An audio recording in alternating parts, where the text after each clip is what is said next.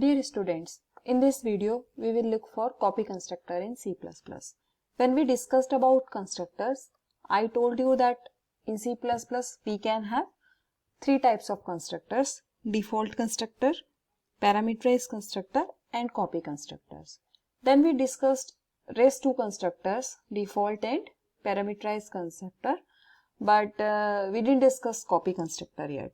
So I decided to discuss about copy constructor. So just for revision purpose, constructors are the special functions which are made to initialize the object. So in this series, we have a third type of constructor in C++, that is known as copy constructor. So generally when we write the constructor do not permit us to pass object of class as an argument. You cannot pass inside the constructor its own object as argument, but the class own object can be passed as a reference parameter. You cannot pass the value, but you can pass the reference parameter. The constructor which permit you to pass object reference as a parameter are known as copy constructors. It creates a new object as a copy of existing object because you are passing the reference to a reference to object. So it means it will create a copy to the object. You know what reference variable do. So it will create a reference. It will create another name to the same variable. For the class which do not have a copy constructor defined by the user, if you do not define copy constructor for every class, compiler itself creates a copy constructor. That is known as default copy constructor. So if you are not creating any copy constructor in your class, that's why until now you know that you are able to pass reference. So because compiler itself is creating a copy constructor, but as a programmer you also create your own copy constructor. So now we will see how we can write a copy constructor, what are the advantage of writing our own copy constructor, and what are the limitations with this copy constructor. So why argument to a copy constructor must be passed as a reference? I said that you can pass reference to an object inside the copy constructor as a parameter of copy constructor, but why it should be a reference? Why it cannot be a variable? Because a copy constructor is called when an object is passed by value. Copy constructor itself is a function, and if you are passing the value, not the reference, so it will again call a copy constructor. Then again it will call a copy constructor because you are passing only the value. So whenever, because you will write an object and you will write means object type or class name and then object. So again, because you are declaring another object there, so it means it will again call the copy constructor. It will again call the copy constructor, and this call will never end. So that's why we always create a reference. Reference means we are not creating a new object. We are simply creating a reference to another object.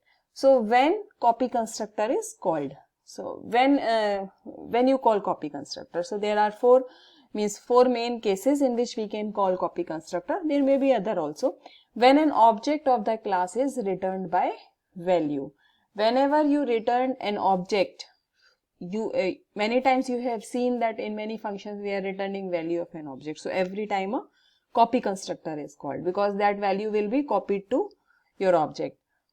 When an object of class is passed to a function by value as an argument. So when you pass an object as an argument, then copy constructor calls itself. Because compiler has its own default copy constructor, that's why until now we didn't create copy constructor. When an object is constructed based on another object of same class.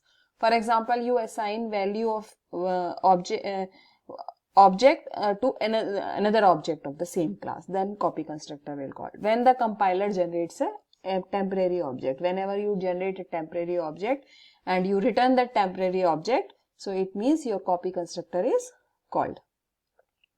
When is user defined copy constructor is needed? Now you might think that we already have a default copy constructor, compiler already have a default copy constructor.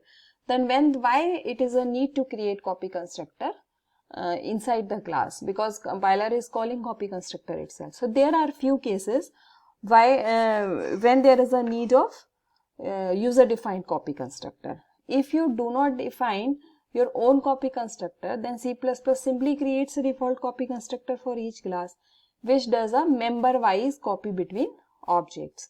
So the compiler create copy constructor works fine in general, but we need to define our own copy constructor only if an object has pointer or runtime allocation. It is necessary to define our own copy constructor if you are doing a runtime allocation of the resource like file handling or a network connection. Why? Because when you are doing dynamic memory allocation and you do not have a copy constructor, so the compiler constructor will allocate one thing and there will be there will be kind of copies of the same object, and once you delete that object, only one copy will be deleted. So it will be kind of memory wastage. So copy constructor versus assignment operator. See, copy constructor says that you can copy the value of one object to another object. This you may think that simply you can do this with assignment operator, like here in equation number 2, n1 is equal to n2. So which of the following two statements call copy constructor and which one calls assignment operator? So there are two statements. Let's say first one is we have a new class and we create two objects of this new class, n1, n2, and then I create another object of this new class, n3, and then I say n3 is equal to n1, and in the next line I write n1 is equal to n2. So for equation number, for first part, copy constructor will called. For second one, assignment operator will called.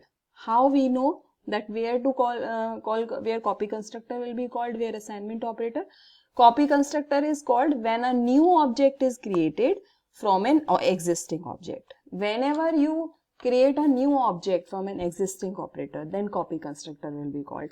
And assignment operator will be called when an already initialized object is assigned a new value from another object.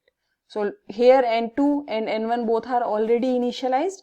So when I write n1 is equal to n2, it means assignment operator is called.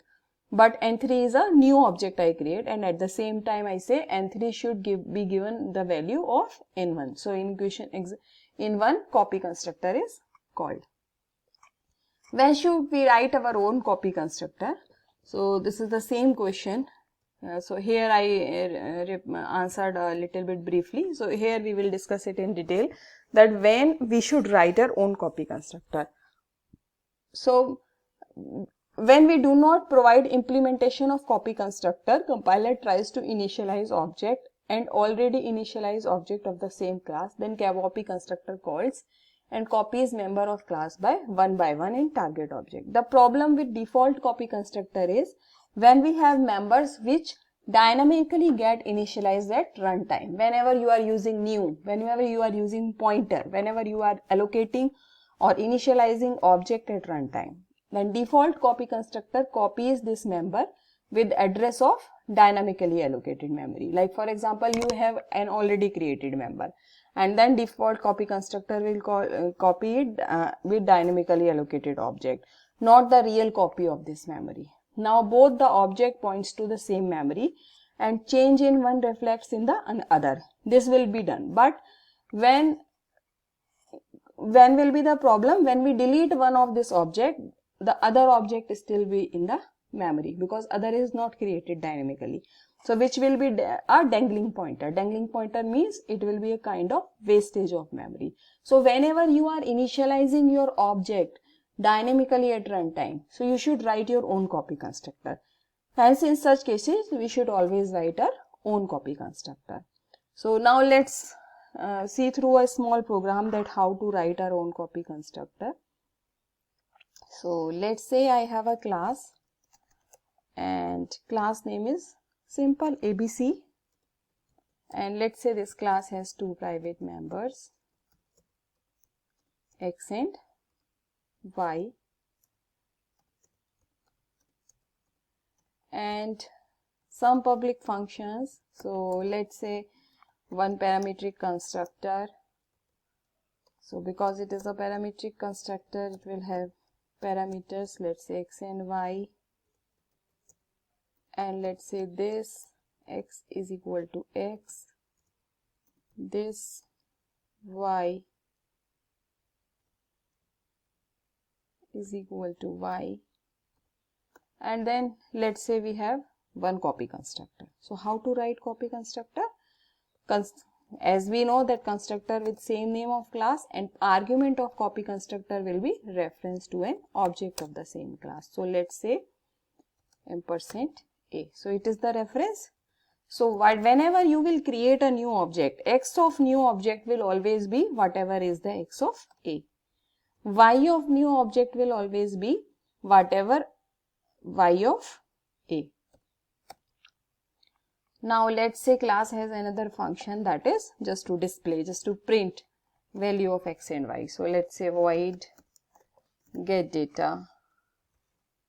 Let's say void get data and cout x is equal to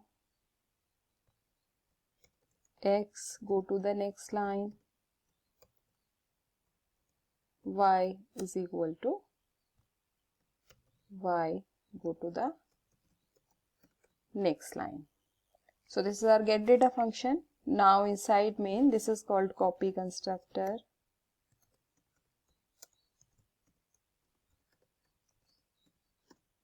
Okay, so now inside main, let's declare an object, let's say abc, and then I assign parametric value, let's say 2, 5. And now let's say I declare another object abc, and I say my object name is a1. And when I say a1 is equal to a, at this point copy constructor is called.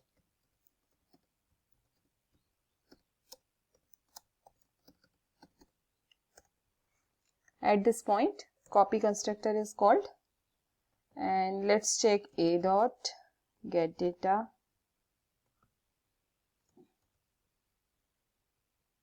and then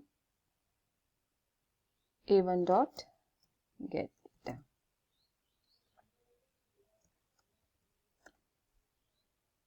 And let's run it. So it should be 2 and 5 for both the objects. 2 and 5. So this is how you create copy constructor. Simply copy constructor take object as our reference of object as argument. So whenever you are working with reference of object, so like you are returning a value of an object through some function, many times we did this if you remember. So at that time default copy constructor, compiler's default copy constructor is, so here copy constructor is called, and it will give you the same value. So this is how you can write your own copy constructor whenever you want.